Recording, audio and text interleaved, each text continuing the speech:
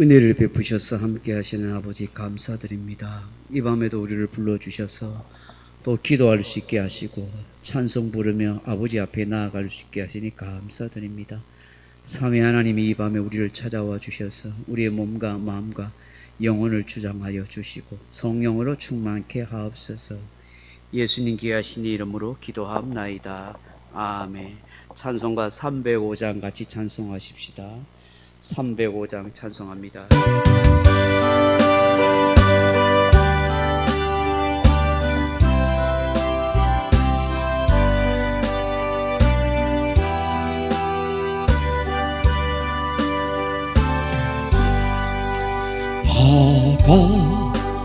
작은 죄인 살리시 승에 놀라워 잃었던 생명 찾아고 강령을 얻었네. 큰 죄악에서 건지신 주내 고마워. 나 처음 믿은 그 시간 귀하고 귀하다. 이제껏 내가 산 것도 주님의 은혜로 또 나를 장차 본향히 인도해 주시니 거기서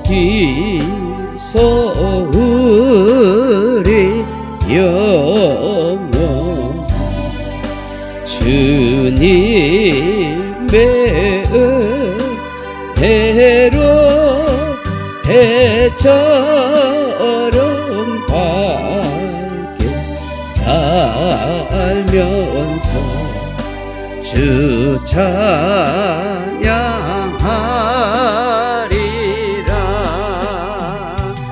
아멘. 338장 찬송합니다. 338장.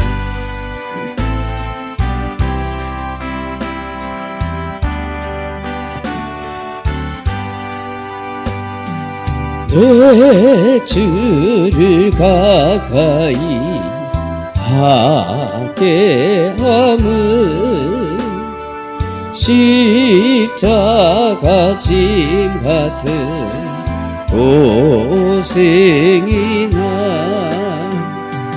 내 인생 소원은 늘 찬송하면서 주께도 나가기 원합니다.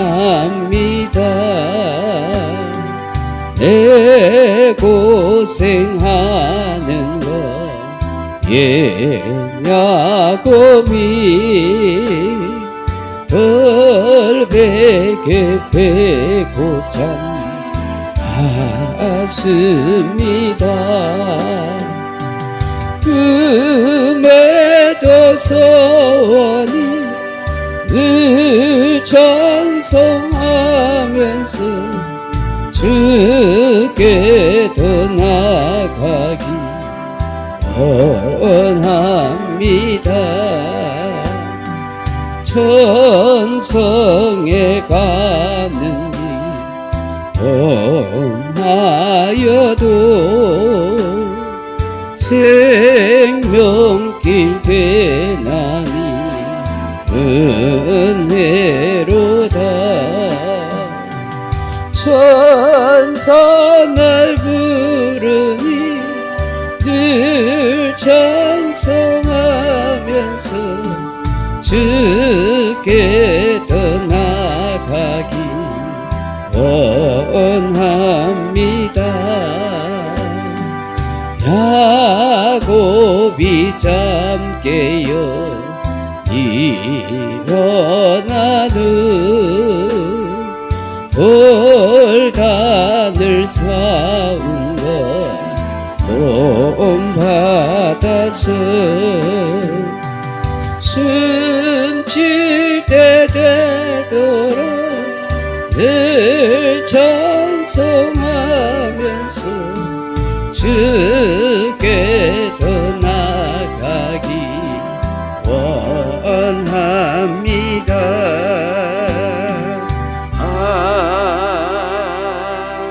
아멘. 435장 찬송입니다. 435장.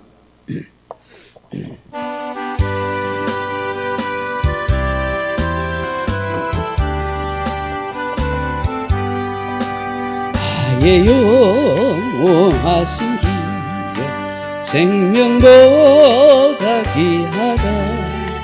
나의 갈 길 다가도록 나와 동행하소서. 주께로 가까이 주께로 가오니 나의 갈 길 다가도록 나와 동행하소서. 세상 그 아니란다 모든 명예 버리고 험한 길을 가는 동안 나와 동행하소서. 주께로 가까이 주께로 가오니 나의 갈 다가도록 나와 동행하소서. 어두운 골짜 지나가며 험한 바다 건너서 천국문에 이르도록 나와 동행하소서. 주께로 가까이 주께로 가오니 나의 갈 길 다가도 나와 동행하소서.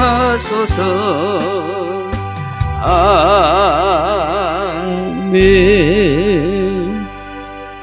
384장 찬송합시다. 384장.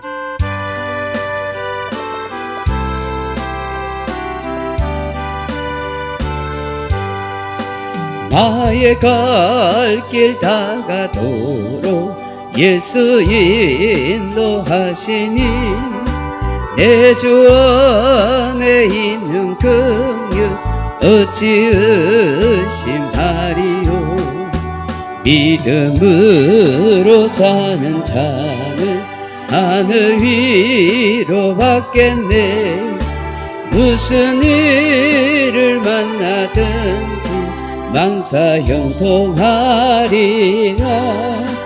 무슨 일을 만나든지 만사 형통하리라. 나의 갈 길 다가도록 예수 인도하시니 어려운 일 당한 때도 족한 은혜 주시네.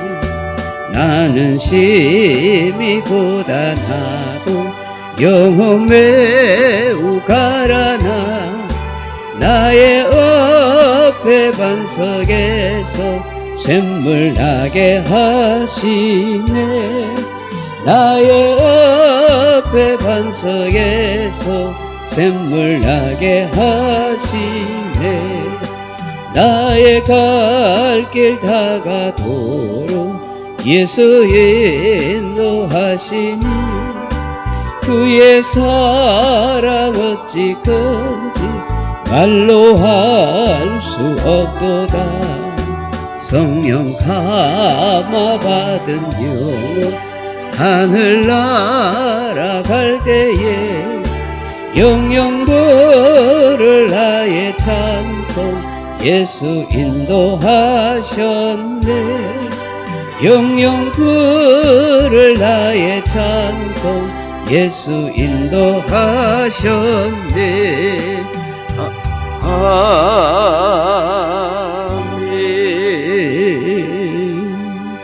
438장 찬송합니다. 438장.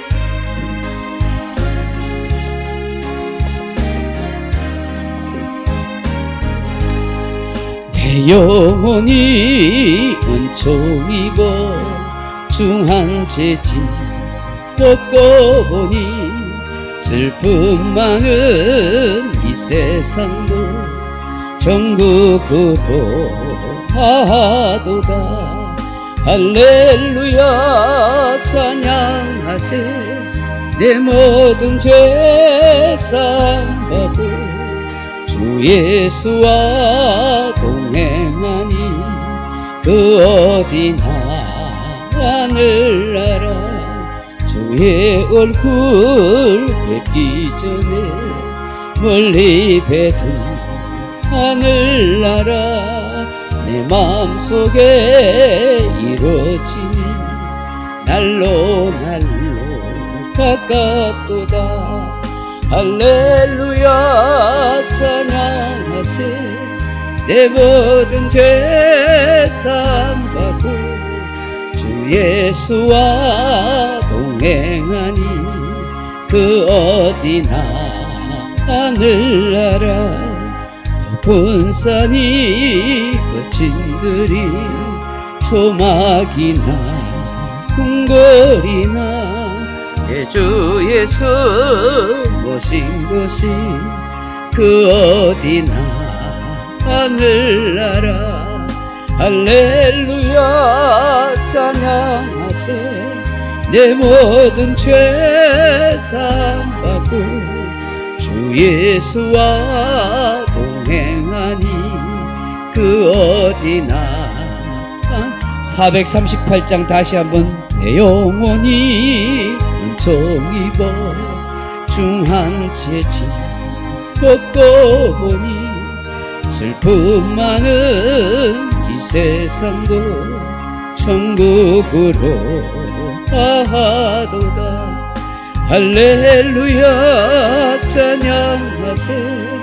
내 모든 죄 사함받고 주 예수와 동행하니 그 어디나 하늘나라.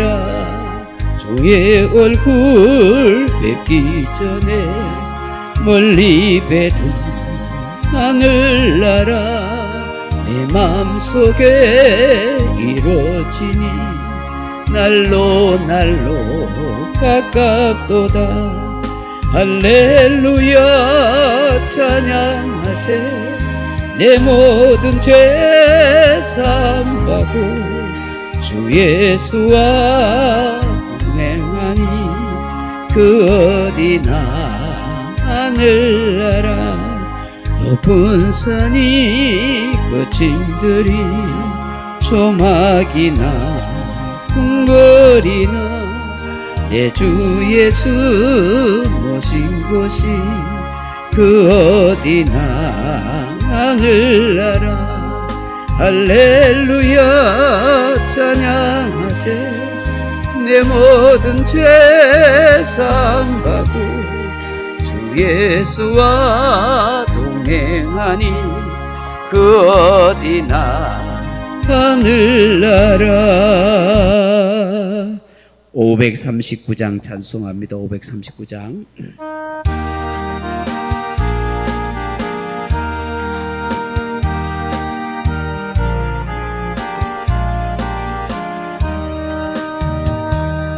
나 예수께 조용히 나가 내 모든 짐 내려놓고 주 십자가 사랑을 믿어 제사함을 너 받으라. 주 예수께 조용히 나가 내 마음을 쏟아놓으라. 은밀히 보시는 주님 그 은혜를 베푸시리. 주 예수의 은혜를 입어 내 슬픔이 없어지리. 내 이웃을 늘 사랑하여 너 받은 것 거저주라. 주 예수께 조용히 나가 내 마음을 쏟아놓으라. 은밀히 보시는 주님 그 은혜를 베푸시리.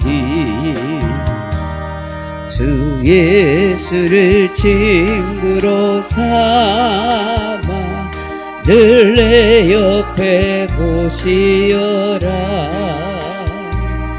그 영원한 생명새 물에 내 마른 목 죽이어라.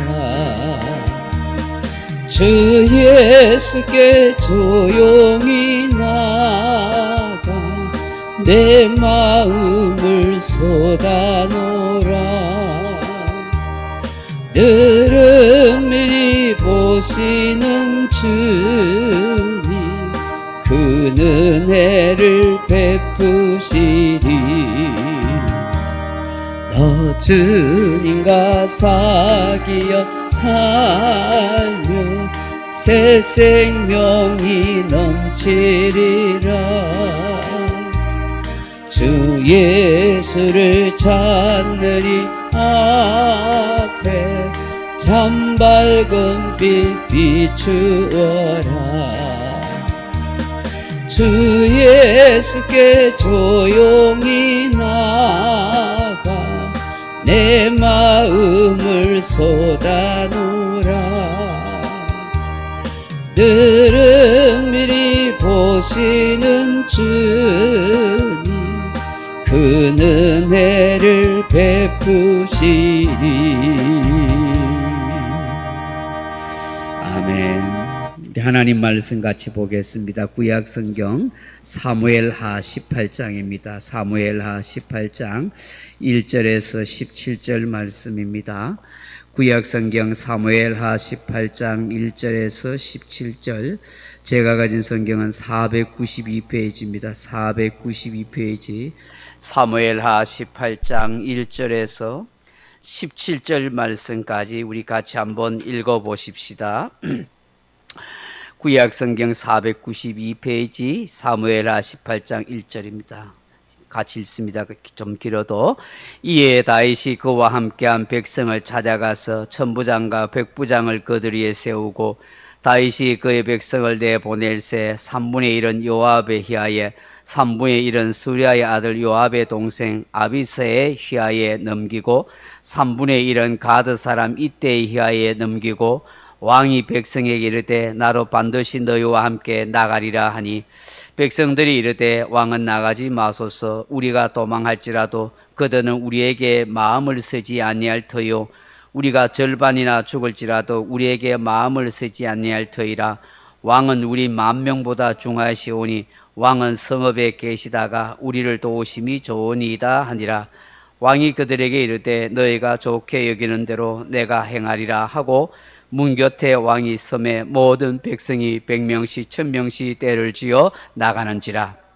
왕이 요압과 아비새와 이때에게 명령하여 이르되 나를 위하여 젊은 압살롬을 너그레이 대우하라 하니 왕이 압살롬을 위하여 모든 군 지휘관에게 명령할 때에 백성들이 다 들으니라. 이에 백성이 이스라엘을 치러 들러 나가서 에브라임 수풀에서 싸우더니 거기서 이스라엘 백성이 다윗의 부하들에게 패하매 그날 그곳에서 전사자가 많아 20,000명에 이르렀고 그 땅에서 사면으로 퍼져 싸웠으므로 그날에 숯불에서 죽은 자가 칼에 죽은 자보다 많았더라. 압살롬이 다윗의 부하들과 마주치니라. 압살롬이 노새를 탔는데 그 노새가 큰 상수리 나무 번성한 가지 아래로 지날 때에 압살롬의 머리가 그 상수리 나무에 걸림에 그가 공중과 그 땅 사이에 달리고 그가 탔던 노새는 그 아래로 빠져나간지라. 한 사람이 보고 요압에게 일러 이르되 내가 보니 압살롬이 상수리 나무에 달렸나이다 하더니 요압이 그 알린 사람에게 이르되 네가 보고 어찌하여 당장에 쳐서 땅에 떨어뜨리지 아니하였느냐. 내가 내게 은 10개와 띠 하나를 주었으리라 하는지라. 그 사람이 요압에게 대답하되 내가 내 손에 은 1000개를 받는다 할지라도 나는 왕의 아들에게 손을 대지 아니하겠나이다. 우리가 들었거니와 왕이 당신과 아비새와 이때에게 명령하여 이르시기를 상가 누구든지 젊은 압살롬을 해하지 말라 하셨나이다. 아무 일도 왕 앞에는 숨길 수 없나니 내가 만일 거역하여 그의 생명을 해하였더라면 당신도 나를 대적하였으리다 하니 요압이 이르되 나는 너와 같이 지체할 수 없다 하고 손에 작은 창셋을 가지고 가서 상수리 나무 가운데서 아직 살아있는 압살롬의 심장을 찌르니 요압의 무기를 든 청년 10명이 압살롬을 에워싸고 쳐 죽이니라. 요압이 나팔을 불어 백성들에게 그치게 하니 그들이 이스라엘 추격하지 아니하고 돌아오니라. 그들이 압살롬을 옮겨다가 숲풀 가운데 큰 구멍에 그를 던지고 그 위에 매우 큰 돌무더기를 쌓으니라. 온 이스라엘 무리가 각기 장막으로 도망하니라. 아멘. 사랑하는 성도 여러분, 오늘 본문을 읽으면서 어떤 마음이 드십니까? 마음이 참 아프고 슬픈 이 비극적인 한편의 역사 드라마를 보는 것 같지 않습니까? 저는 오늘 이 본문을 보면서 이렇게 설교 제목을 잡아봅니다. 그럼에도 불구하고 하는 말입니다. 오늘 본문 속에서 문득 이런 말이 떠올랐기 때문입니다. 오늘 본문에서 우리에게 깨닫게 하시는 그럼에도 불구하고는 무엇일까요? 첫째로 그럼에도 불구하고 끊을 수 없는 아버지의 사랑이 있습니다 하는 것입니다. 다른 표현으로 끊을 수 없는 아버지의 사랑을 붙잡고 사십시오라고 말씀드리고 싶습니다. 생각해 보십시오. 다윗의 아들 압살롬이 반란을 일으켰을 때 얼마나 당하고 창피하고 부끄러운 일이 되겠습니까? 이 압살롬이 아버지 다윗을 죽이려고 합니다. 수많은 사람들과 세력을 규합해서 예루살렘 성을 차지하고 다윗은 신발도 신지 못한 채 허겁지고 도망갑니다. 요단강을 넘어 진을 치고 그렇게 대적하고 있습니다. 겨우 도망친 다윗은 이제야 전열을 가다듬습니다. 오늘 본문에 보시면 군사들을 3등분합니다. 3분의 1은 요압 장군의 희하에, 또 3분의 1은 요압의 장군 동생인 아비새 희하에, 또 3분의 1은 가드 사람 이때 희하에 세 등분으로 해서 군사를 나누어서 이제 저 압살롬의 군대와 싸워라 그렇게 합니다. 이때 다윗이 전쟁에 참여하겠다고 합니다. 그러자 백성들과 부하 장수들이 다 만류합니다. 지금 위험천만합니다. ik촉즉발에 있습니다. 저 적들이 우리 군사들 10,000명을 죽인다 할지라도, 반을 죽인다 할지라도 그 별로 신경 안 씁니다. 다윗 왕만 잡으면 된다고, 다윗 왕만 죽이면 전쟁에서 승리할 수 있다고 생각하기 때문에 왕이여, 왕은 안전을 지켜야 됩니다. 그래서 전쟁에 나가지 말고 여기에 성에 지키고 있다가 필요하면 우리를 도와달라 그렇게 이야기합니다. 만약에 전쟁에 나갔다가 이 다윗 왕이 죽거나 크게 다치면은 아마 압살롬의 그 반란군들은 사기충천해서 곧 자기들이 전쟁에서 이길 거라고, 반란이 성공할 것이라고 기고만장하지 않겠습니까? 여러분, 고대 시대에는 이렇게 항상 왕들이 전쟁터에 앞장서서 나갔습니다. 그래서 군사들의 사기를 돋아주면서 그렇게 아주 왕들이 모범을 보이는 그런 일을 했었어요.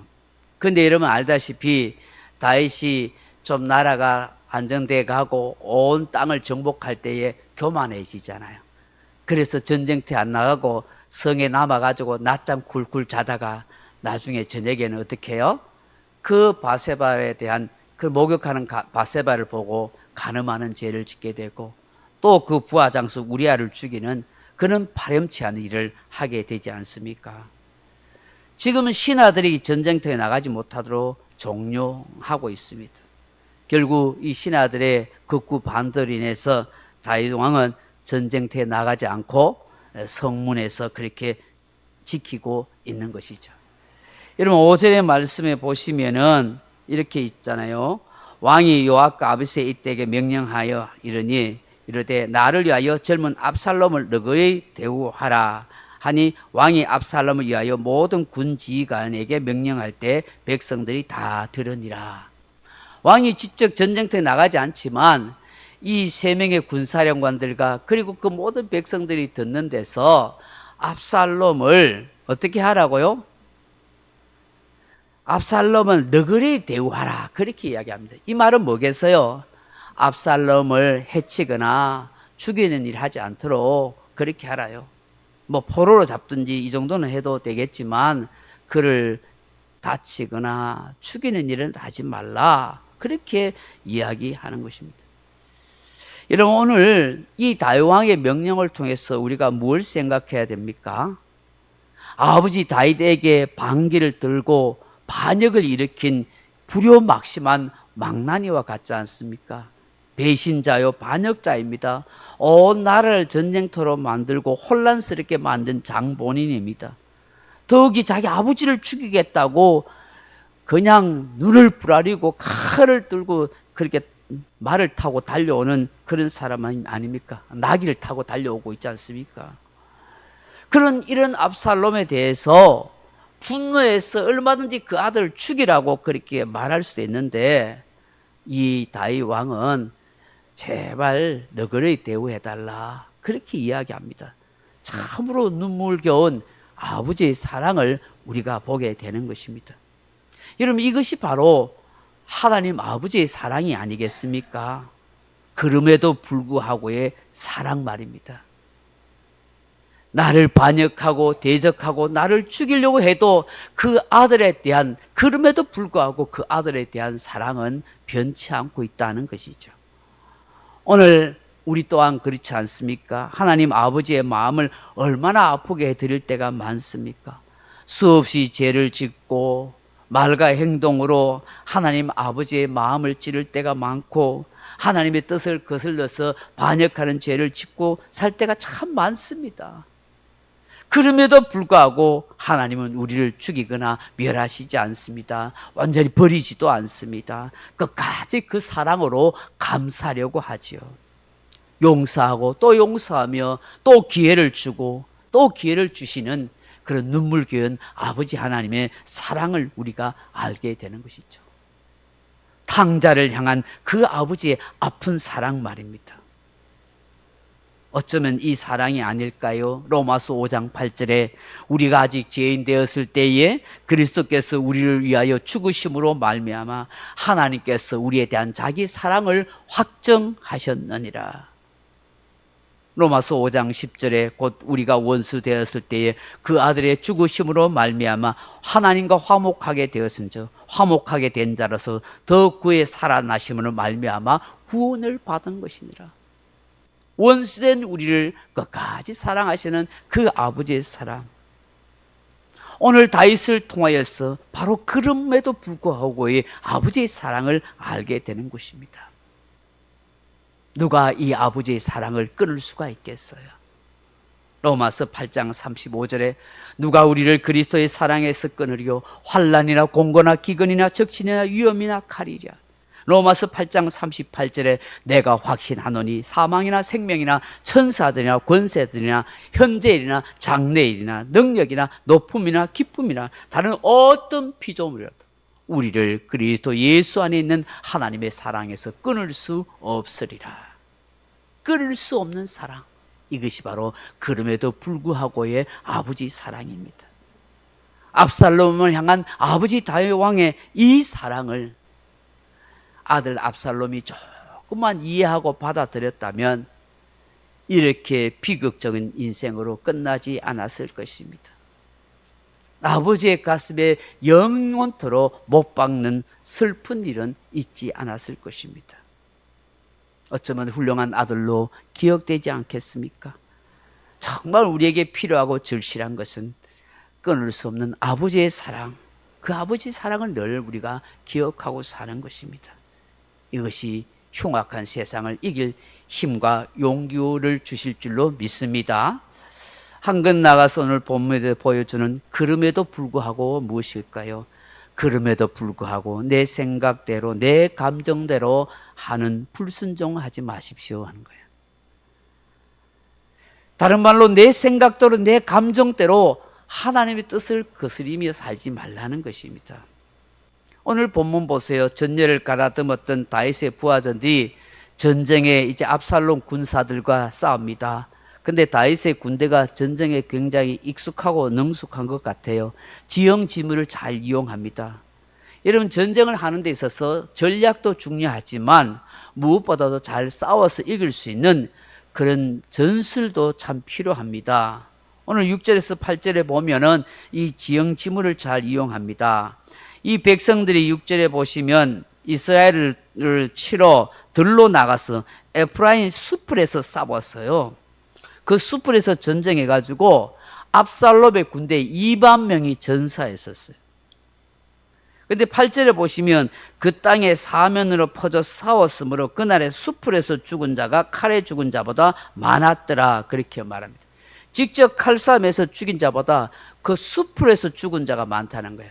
아마 그 숲풀 속에 뭐 여러 가지 함정이 있든지 뭐 여러 가지 복잡한 게 있는 것 같아요. 거기에 유인해가지고 많은 사람을 죽인 것 같아요.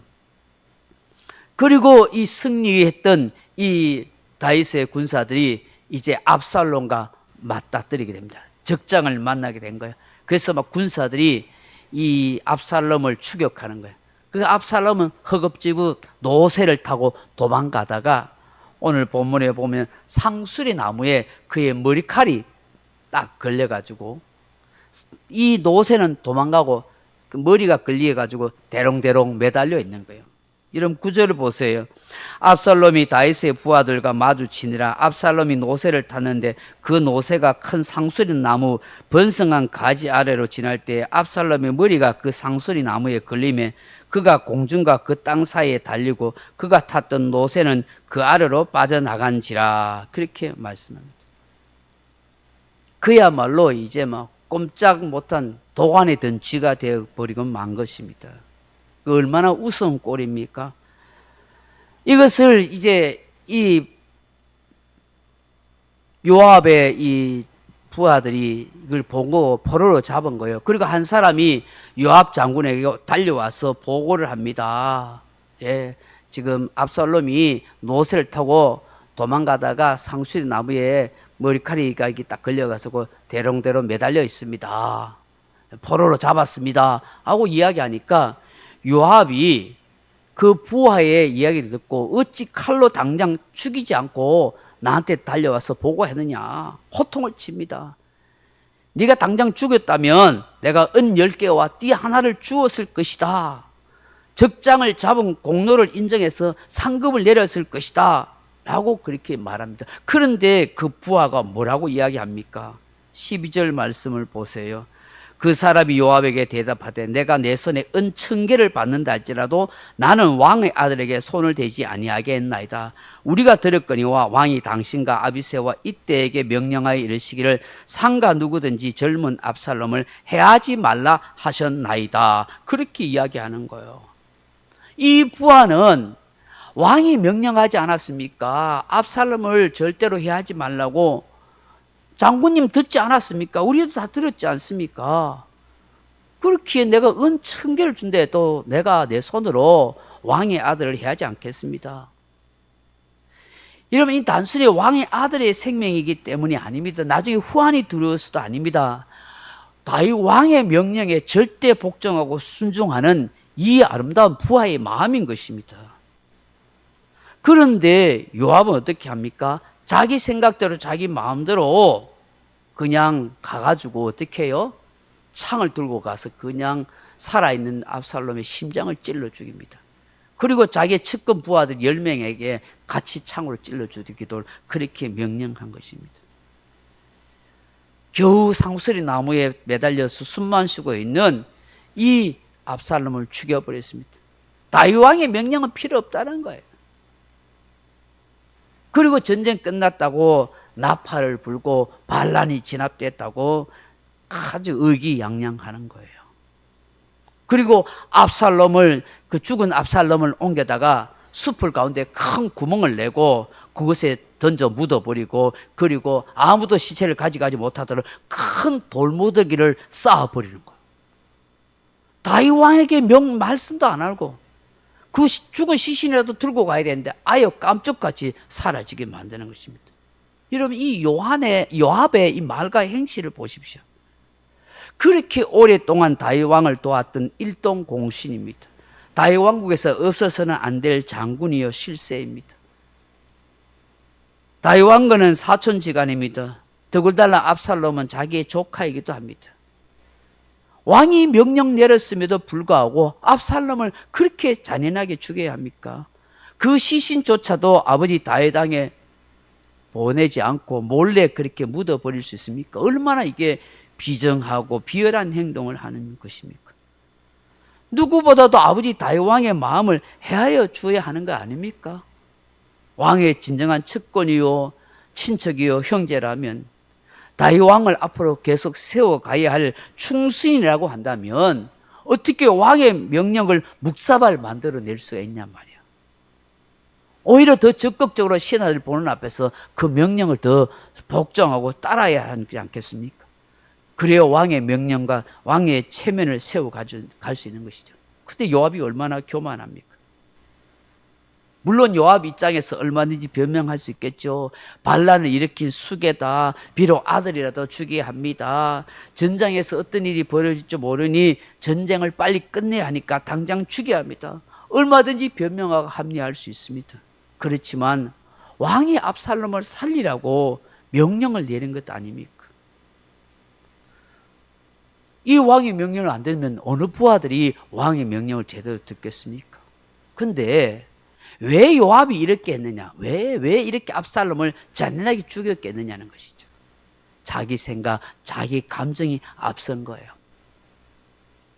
그 전에 압살롬이 형 암논을 죽이고 도망쳤을 때에 다윗이 압살롬을 늘 그리워하는 걸 알고 요압이 앞장서서 그 압살롬을 자기 외갓집에서 데려오지 않았습니까? 근데 압살롬이 다윗 왕을 외면한다고 그렇게 해서 화가 난 압살롬이 요압의 곡식들을 다 불살라서 엄청난 손해를 입혔습니다. 그래서 요압이 할 수 없이 나서서 압살롬을 다윗과 조우하게 만듭니다. 과거부터 이런저런 일로 얽혀서 악감정이 쌓여 있는지 모릅니다.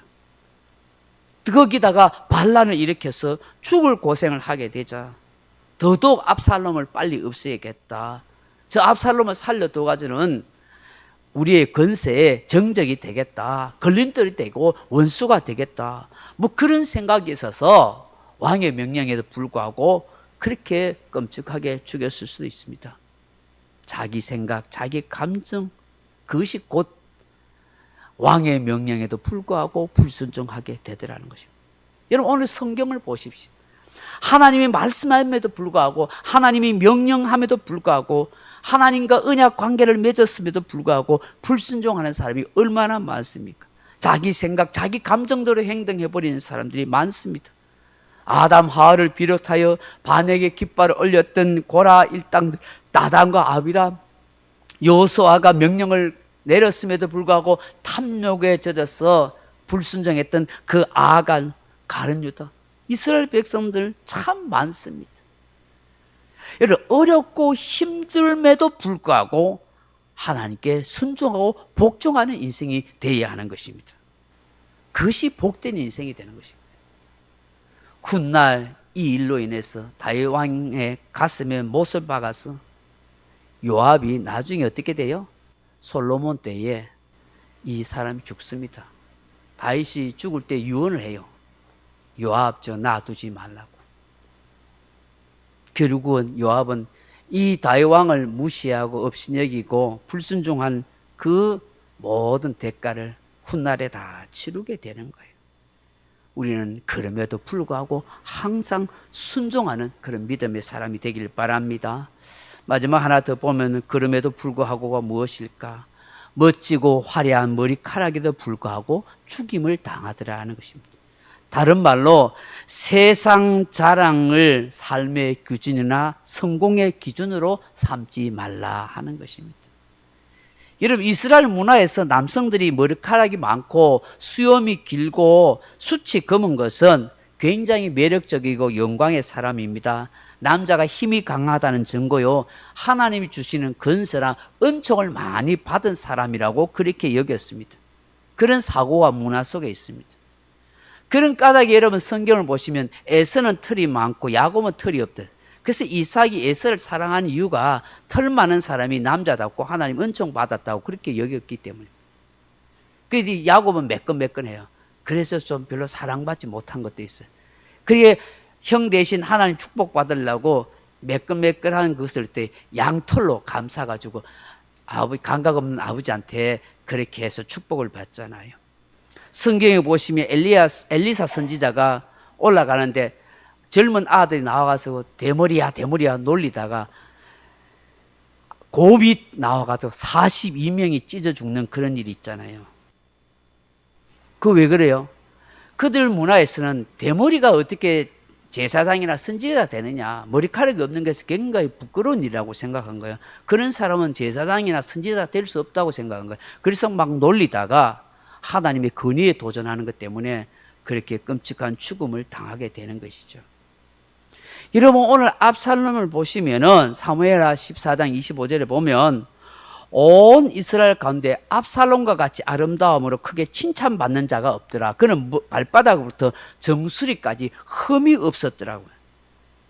그리고 그의 머리털이 무거움으로 10마리마다 깎았으며 그의 머리털을 깎을 때 그것을 달아본 적 그의 머리털이 왕의 저울로 200세겔이었더라. 그렇게 합니다.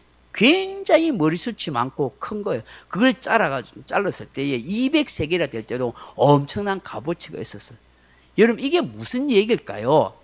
그 압살롬의 용모와 그 머리카락이 흠모의 대상이 되고 자랑과 기쁨의 그런 멋진 대상이 된 거예요.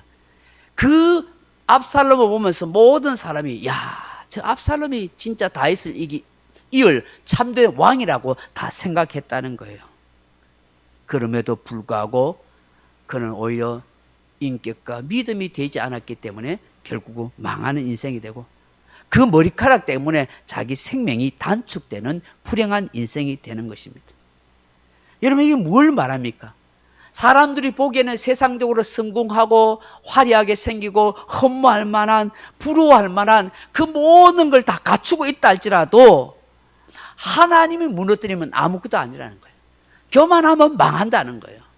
하나님이 은혜 주시지 않으면 세상적인 성공, 잘생긴 외모, 멋진 스펙 다 소용없다는 거예요.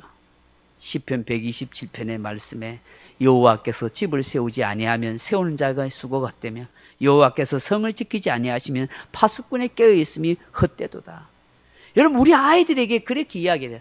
세상은요, 학벌을 이야기하고 가문을 이야기하고 막 학벌 스펙을 이야기하고 막 능력과 재능 그래야 성공하고 잘 산다고 막 그런 걸 종용합니다만 우리들은 그렇게 이야기하면 안 되죠. 하나님이 네 인생을 책임지면 됐다고. 너는 정말 하나님을 사랑하는 사람이 되고 하나님을 경외하는 사람이 되고 하나님이 보시기에 아름다운 신앙의 사람이 되라. 그것 되면 네 인생을 하나님 책임주신다. 이렇게 이야기해야 되는 것이죠. 오늘 우리가 압살롬을 통해서 바로 그걸 깨닫게 되는 것이죠. 오늘 이 밤에 주시는 이 말씀을 묵상하면서 우리 함께 기도하십시다. 아버지의 끊을 수 없는 사랑을 우리의 가슴에 담고 살게 해 주십시오. 아버지 하나님, 어떤 상황과 환경에도 불구하고 순종할 수 있고 복종할 수 있는 믿음이 되게 주옵소서. 세상 자랑이 아니라 하나님의 자랑, 우리의 신앙이 진정 아름답게 성장해 갈 수 있도록 도와주옵소서. 그렇게 기도하는 저와 여러분 되길 주님의 이름으로 축원합니다. 314장까지 찬양하고 기도의 자리에 나아가겠습니다.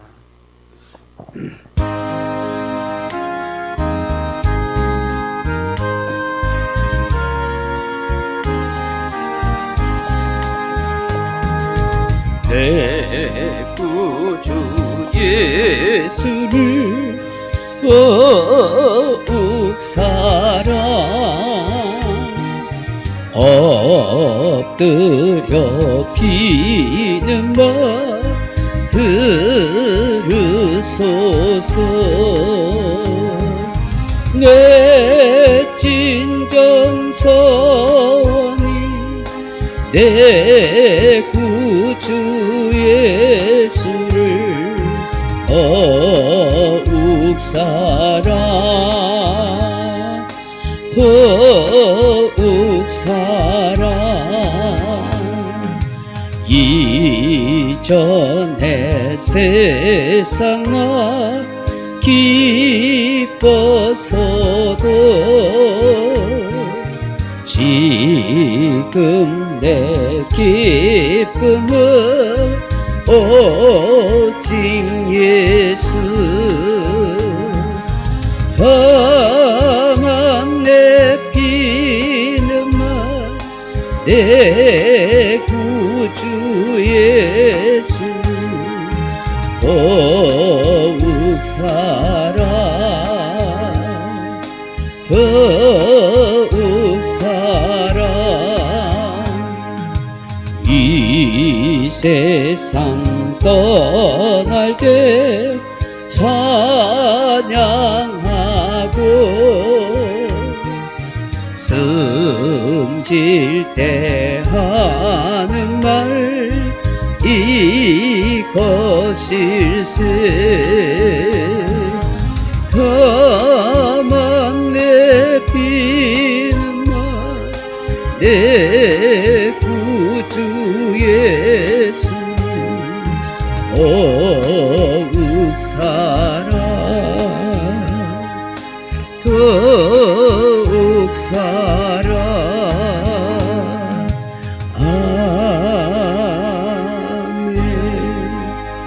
말씀을 생각하면서 나라 민족과 가정과 우리 교회와 우리 인생들을 위해서 자녀들 위해서 기도하시다가 돌아가시기 바랍니다. 기도하겠습니다. 아버지 하나님, 아버지 하나님, 오늘도 말씀 가운데 함께하여 주옵소서. 비극적인 슬픔의 아픈 사연들을 알게 되지만 그럼에도 불구하고 그 아들을 향한 아버지의 가슴 아픈 사랑을 생각하게 됩니다. 반역하고 대적하고 아버지를 죽이려 했던 그 아들 압살롬을 향한 아버지의 그 애틋한 사랑이 오늘 우리의 가슴 속에 있습니다. 자녀를 향한 우리의 마음의 사랑이 있습니다. 때는 속상하게 하고 때로는 힘들게 하고 때로는 괴롭게 하는 그 자녀지만 그 자녀에 대한 부모의 애틋한 사랑을 우리의 자녀들이 헤아려 갈 수 있도록 깨달아 갈 수 있도록 도와주십시오. 또한 아버지 하나님의 사랑하심 우리가 또 알게 해주십시오. 우리 얼마나 아버지의 마음을 아프게 할 때가 많고 실수하고 죄를 짓고 우리의 생각대로 살아갈 때가 참 많은 부족한 우리들이지만 아버지 끝까지 사랑하시고 포기하지 않으시고 마음 써주시는 그 사랑 때문에 오늘도 살아갈 수 있음을 감사합니다. 아버지 하나님, 내 생각 내 마음대로 살지 않게 해주시고 어떤 상황과 환경이 있더라도 그럼에도 불구하고 아버지의 뜻에 순종할 수 있도록 도와주옵소서. 요압처럼 교만해서 자기 생각대로 마음대로 왕의 명령을 거절하는 불순종하는 사람 되지 않도록 하나님 도와주시옵소서. 아버지 하나님, 사람이 보기에 흠모할 만한 대단한 그런 용모를 가지고 머리카락이 있다 할지라도 꼭 그것 때문에 망하는 인생이 됩니다. 세상 것 자랑하고 세상 것 대해서 교만하며 망할 수 있는 인생, 세상을 부러워하지 않게 하시고 우리의 자녀들이 하나님의 은혜를 알고 깨닫고 그 하나님의 사랑을 확신하며 이 땅을 참 복되게 살아갈 수 있게 하여 주시옵소서. 아버지 사랑,